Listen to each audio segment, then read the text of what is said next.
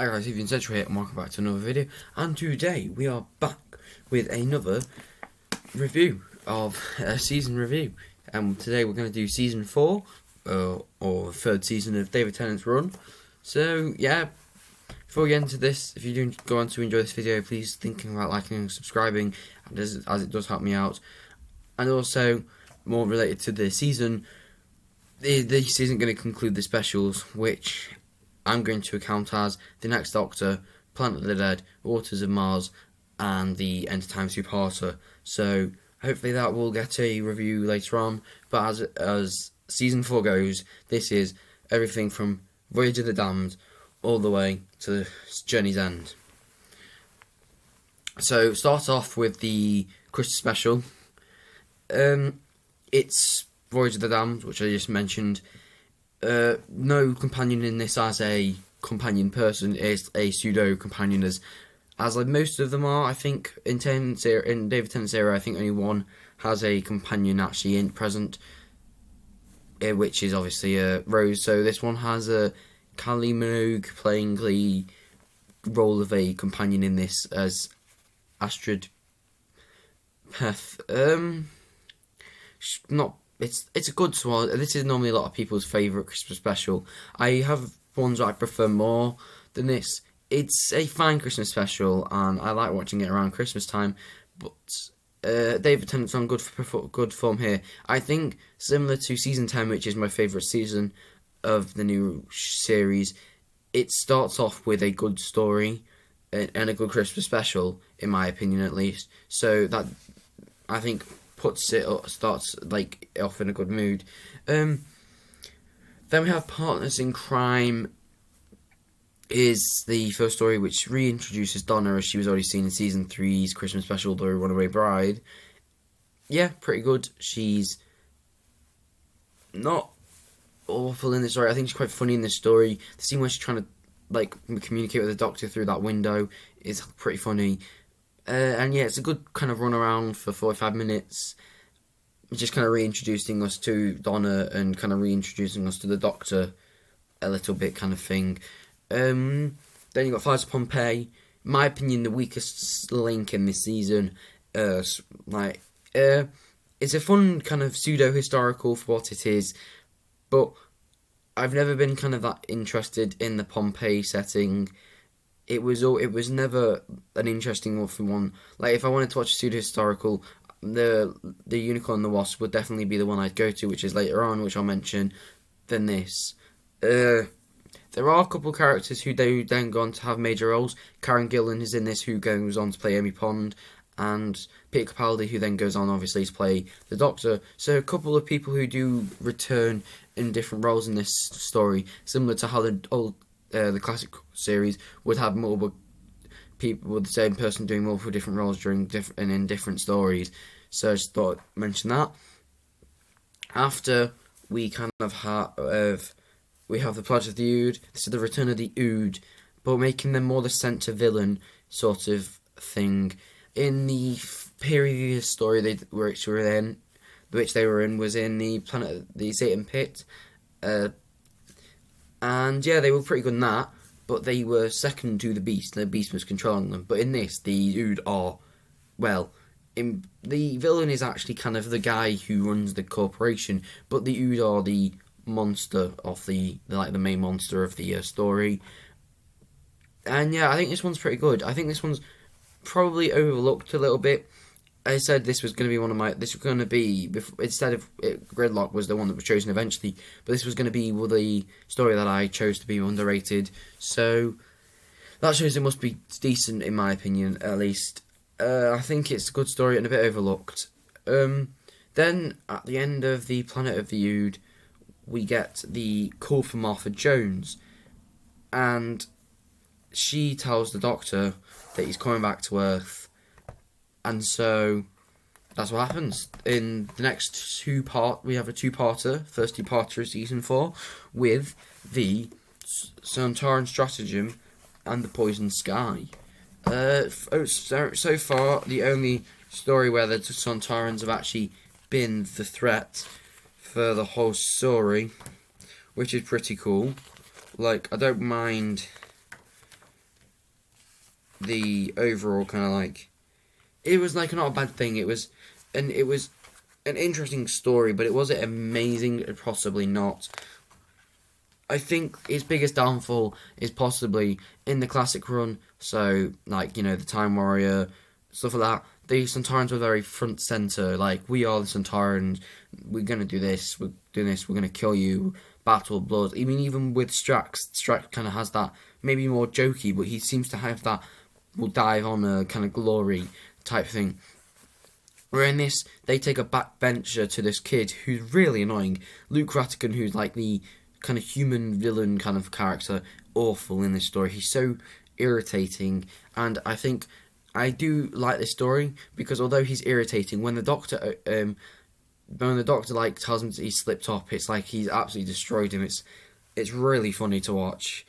But then at the end of the story, Martha stays on for another episode because the TARDIS whisks them away, and we get probably the second biggest cop out of Doctor Who ever. Ironically, them both being within David Tennant's run with the Doctor's daughter. Now, I don't exactly remember this well, but if you probably think the Doctor's daughter, you're going to think, well, the Doctor has a daughter, she's going to come back. I mean, especially if you know who Susan is, which is the Doctor's granddaughter, you'd assume, well, he has to have a daughter to have a granddaughter, so it could be actually the Doctor's daughter. But then they cop it out, and it's being like, they used the Doctor's DNA to create a clone kind of, not a clone, but like a human or a person out of the Doctor's DNA, which does make her the Doctor's daughter in a respect, but like obviously not a biological daughter, just kind of genetically engineered.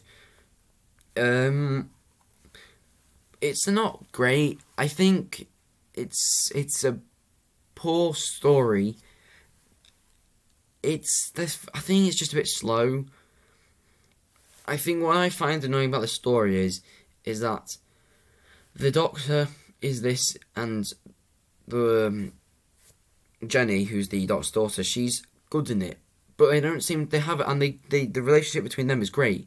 But then they don't give Martha, who got cut off from the Doctor at the beginning, enough screen time where she feels like she actually is in the story. It feels like if they just cut off Martha's section, and they would have had a shorter story, but they would have had arguably a more consistent story, because you watch it and probably Martha fans from season 3 happy to see her back are kind of like, well, where did the Martha stuff go?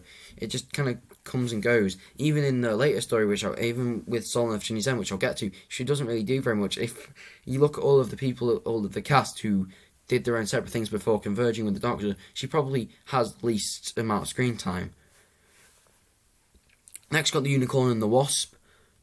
Yeah, this is what I said before, the Fires Pompeii is in my opinion, the weakest link. This is another pseudo-historical. Going into this, I was thinking, is this like Black Orchid kind of stuff? I remember thinking this is like better Black Orchid, because Black Orchid is a Pete Davidson story, but there's no villain in this. There's a villain in the story, but he's not extraterrestrial, he's not an alien, so apart from the Doctor, his companions, everything is normal. However, this is similar to that, but you've now got Agatha Christie and a giant wasp, hence the name with the wasp. It's a really good story, because not only does it have a quintessential Agatha Christie plot with a thief called the Unicorn, they also have a quintessential Doctor Who thing, especially with the classic run, where a really random villain, and they combine them together, and they seem to do it quite well. I think it's quite a good story. Now, this whole thing rides on something to do with Agatha Christie losing her memory, and now I'm not exactly sure if that's true in real life, but if that's true, it'd be cool that they've winded events, and they have done that before. In The Chase, for example, the Mary Celeste was invaded by Daleks, and all of the crew jumped off, and that's linked to the Mary Celeste having crew missing. Next, we get a lot of people's favourite stories from this season, which is the Science and Library Forest of the Dead, which introduced the amazing villain, the Vasta Narada. This is a great story. I've watched this story over and over again. It's a really good show. This is obviously River Song's first and technically last story. If you're looking from, so River Song has this weird thing where she kind of goes forwards and backwards. If you don't know, she meets the Doctor. So she knows the Doctor's future, and the Doctor knows River Song's future, basically. So theoretically, River Song should know would have met the Doctor, and the Doctor would have known everything about her, and she wouldn't know some of the things she wouldn't even known. But at this point, this is when the Doctor first meets River Song, and River Song knows everything the Doctor's going to do. So she knows Matt Smith's Doctor, Capaldi's Doctor, possibly Jodie Whittaker's and stuff like that. The Doctor obviously hasn't met her at this point within the TV show. In the big Finnish audio dramas, I think she has met him, but tried to wipe his memory or something. But anyway, this leads to a great scene where River tells the Doctor something, and he instantly trusts her with his life until the end, and the viewer finally gets to know what she said, and she said the Doctor's name, which Stephen Moffat, who wrote the story and then went on to be showrunner, did quite like to do with a lot. He used this as a ploy in this story as a way of River to, get the Doctor's trust, and he uses it again in the 6th season, where we think that he's going to tell River his name, but it turns out he doesn't. And then the 7th season is pretty much based on that River knows the Doctor needs to use his name to open his tomb in Trenzalore. So he does like using that a lot. But in this, it was new, it was fresh, and it was a cool concept, considering it's probably the longest question, the oldest question in the show, considering later questions like who's the Doctor's species was answered in War Games and so on. So some of the questions like who's the Doctor's species, we know that now, and stuff like we know other things such as why did the Doctor run away from Gallifrey. We kind of know that now, but the biggest question is now what's his name, which obviously not many people know, except from him, River, and I suppose the Time Lords who've entered the Matrix, or knew the Doctor when he was younger. But next we have Midnight. Midnight is an amazing story. This was for the longest time my favourite story, and was just before series 10, which is my favourite season. This was my favourite story. It was creepy, intense, and I think another thing that made this story amazing was it was similar to The Caves of Androzani, which is a Fifth Doctor story. A lot of references to Fifth Doctor in this, but in that story, Peter Davison regenerates and everyone dies. There's not actually really a winner in that story. Similar to Midnight. In Midnight, the Doctor doesn't know what the threat is. He doesn't know how to deal with the threat. He's not with a companion, so he's got a crowd of scared people, and he's only by himself, which means he's not got Donna to kind of tell him to just do this or help out. And realistically, the Doctor probably wouldn't have survived if it wasn't for the woman who realised that it was the villain was controlling the Doctor and not the Doctor actually being, the real monster kind of thing. I think what's interesting though the most is that I think there's a couple of, I don't exactly remember when it was mentioned, but there was one scene where someone tells the Doctor that whenever they speak, whenever they say something, command the room just kind of instantly listens to them. But this is a complete opposite. The Doctor is trying to control a situation, but there's some intelligent people on this trip. So David Troughton's character and the younger woman, they're both intelligent people, and there's also a guy who seems quite stuck in his ways, and they don't want to listen to the Doctor's opinion. So to the point where they kind of go, well, the Doctor tells them that he's more clever than them, and the guy just gets pissed off at saying, oh, you're telling us we're stupid, kind of thing, and it works well. But then as a kind of, I suppose, a counterweight to make sure it's all even, the Doctor now does not appear much in this next story, in turn left, and this is all about Donna. Donna does lots in this story. It's a pretty good story. It's probably the best out of the 3 non-Doctor focused stories in my opinion. I think Blink's a bit overrated, so this makes it more, the companion's in it, so does it make it a non-Doctor? It's not the same as the other 2, I suppose, but I think it's a good non-Doctor story.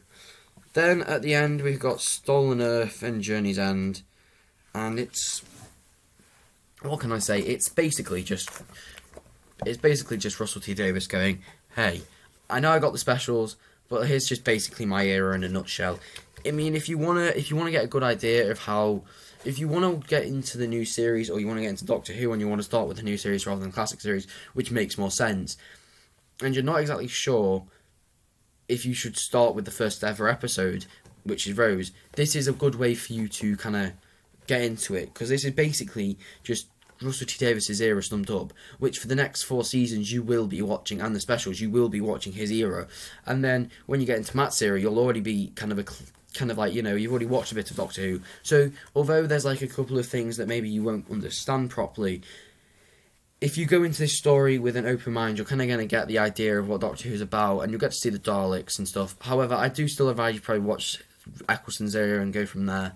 In terms of a story arc, this is a bit all over the place in my opinion. The story arc is about the Dr. Donna, and the Dr. Donna is in Stolen Earth Jenny's End, where Donna becomes part Time Lord, and she creates a Meta Crisis Doctor as well, alongside David Tennant. So David Tennant uses his regeneration energy and accidentally puts it into his bottle, so he doesn't change his physical appearance. And Donna touches it, and she creates the Meta Crisis Doctor. However, the Meta Crisis Doctor becomes half human, half Time Lord, and so does Donna. It is alluded to a couple of times, like the mention of the Dr. Donna does get alluded to a couple of times. However, it's not. It's a, in my opinion, worse version of Bad Wolf. I think, apart from maybe season 2, where there wasn't really much of a story arc, the season 3 and stuff, and season 1, they mentioned these thing every so often. So Harold Saxon was mentioned, or the Bad Wolf was mentioned. But the Doctor wasn't really mentioned that much. You didn't really know about it. And I don't mind that. I think the classic does it better, where you got a story maybe 1 or 2 parts long, and that's that story. Then you go on to the next story, and there's not much really of a story arc. But I think if you want to do a story arc, you need to do it effectively. And I think not that Russell T Davies didn't do his story arcs effectively, but I think there's times where you go, well, maybe Moffat does his story arcs better. So yeah, but that's just my thought of Series 4. It's a really good season, definitely high up on my list as some of the best seasons in Doctor Who. But yeah, if you have enjoyed this video and you're still here, please consider liking and subscribing. It really help me out. But yeah, see you.